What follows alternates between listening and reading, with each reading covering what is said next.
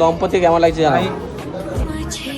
তোমরা তো সবাই আগের ব্লগে দেখেছো আমরা সবাই মিলে পৌঁছে গেছি শিলিগুড়িতে প্রায় 10-11 ঘন্টা জার্নি করে। আর এসেই আমরা সবাই ফ্রেশ ট্রেশ হয়ে টিফিন খেতে বসে পড়েছি। আর সব থেকে বড় ব্যাপার হচ্ছে একটা বড় দায়িত্ব পেয়েছি মেয়ের বাড়ি থেকে তত্ত্ব সাজানো। কারণ মানে এত ভালো তত্ত্ব সাজাই তোমরা তো বুঝতেই পারছো, তাই না বলো? আর হ্যাঁ, এতটাই আমরা ভালো তত্ত্ব সাজাতে পারি তার জন্য আমরা ইউটিউব থেকে হেল্প নিয়ে মানে এতটাই ভালো পেরেছি আর কি। তত্ত্ব সাজিয়ে উঠে দেখলাম ঘড়ি কাটা তখন 2:30টা বেজে গেছে। হ্যাঁ, আর যেহেতু দুপুরে আমাদের খাওয়া দাওয়া হয়নি, কিন্তু খাওয়া দাওয়ার ব্যবস্থাটা ছিল অনির্বাণদার অ্যাপার্টমেন্টে। আর আমাদের মানে হোটেল থেকে অনির্বাণদার অ্যাপার্টমেন্টটা খুব কাছে। আর সত্যি এখানে এসে এই ভিউটা জাস্ট তোমরা দেখো, পুরো অ্যাপার্টমেন্ট থেকেই পুরো কাঞ্চনজঙ্ঘার ভিউটা দেখা যায়। আর সত্যি খুব খিদে পেয়েছিল, যার জন্য আমরা সবাই বসে পড়েছি খাওয়া দাওয়া করতে। খাওয়া দাওয়া করে আমরা রেস্ট নিয়ে আমরা রেডি হয়ে গেছি, কিন্তু মেয়েদের দেখো এখনো বেরোনা শেষ হয়নি। রাত 10টা 10:30 বাজে তখন রেডি হয়েছে। এই দেখো ফাইনালি রেডি হয়েছে। না, তোমরাই আমাকে একটা কথা বলো, যখন মেয়েদের তো এমনিতেই লেট হয় একটু মানে রেডি হতে, আরে কোথাও যাওয়ার বুঝলাম হলে। বিয়ে বাড়ি একটু সাজগোজ করবে খাওয়া দাওয়া করবে, তাহলে এতটাই লেট?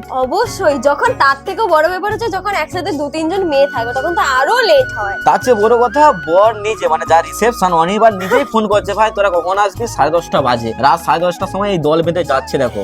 আমরা কেন এত লেট করেছি জানো? কারণ এমনিতেই খাওয়া দাওয়া করে আসতে দেরি হয়ে গেছে, তার উপরে আমরা রেডি হচ্ছি। আর আমরা জানি তো আমাদের এখান থেকে 4 মিনিট হেঁটে গেলে হ্যাঁ, মাত্র আমাদের 3 রিসেপশন থেকে 4 ভেন্যুটা মিনিট। আমাদের হোটেল থেকে বেশি না, 3 থেকে 4 মিনিট, তার 3 থেকে 4 মিনিট ছিল। আর ফাইনালি আমরা রিসেপশনে এসেছি, এটাই মেইন কথা, ঠিক আছে?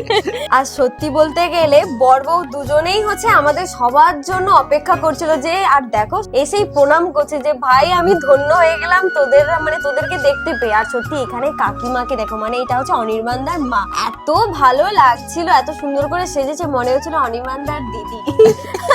তো যাই হোক, সবার সাথে ওখানে গল্প টল্প করে আমরা এখন চলে এসেছি বাইরে খাওয়া দাওয়া করতে। আর এখানে আমার আর জয়তির একটা কন্টেন্ট ভিডিও করছিলাম, একটা ফানি কন্টেন্ট ভিডিও, তোমরা অবশ্যই দেখতে পাবে খুব তাড়াতাড়ি। তোমরা ওই কন্টেন্ট ভিডিওটা দেখতে পাবে অবশ্যই। তোমরা আমাদের ফেসবুক পেজ এবং ইনস্টাগ্রাম সব জায়গায় চোখ রেখো। তারপর আমরা বাইরে এসে খাওয়া দাওয়া করলাম, ছবি তুললাম, গল্প করলাম। হঠাৎ মনে পড়ছে বর বউয়ের সঙ্গে তো ছবি তোলা হয়। ফাইনালি সবাই চলে এলাম বর বউয়ের সঙ্গে ছবি তুলতে। অনির্বাণ দা, শোনো তোমার বন্ধুর কথা, ঠিক আছে? তোমাদের সাথে ছবি তুলতেই ভুলে গেছে। শুধু আমরা নয়, তোমরাই ভুলে গেছিলে, ঠিক চুপ আছে? করো, আমাদের সাথে ছবি আছে, দেখো তোমাদের সাথে আছে কিনা দেখাতে পারবে। তারপর বন্ধুকে বললাম চল বন্ধু বাইরে থেকে বেরিয়ে আসছি, কতক্ষণ আর ভিতরে থাকবি বল, এখন থেকে ভিতরে থাকলে হবে? তাই বন্ধুকে নিয়ে একটু বাইরে নিয়ে একটু ইয়ার্কি করলাম, কারণ এরপরে তো বন্ধু তো আমাদের সঙ্গে সম্পর্ক রাখবে না, বুঝতে পারছি বন্ধু। তারপর আর কি, তারপর বন্ধুকে একটু নিয়ে ঘোরাচ্ছিলাম। আর হঠাৎ ডাক পাচ্ছে, অনির্বাণ তুমি এসো।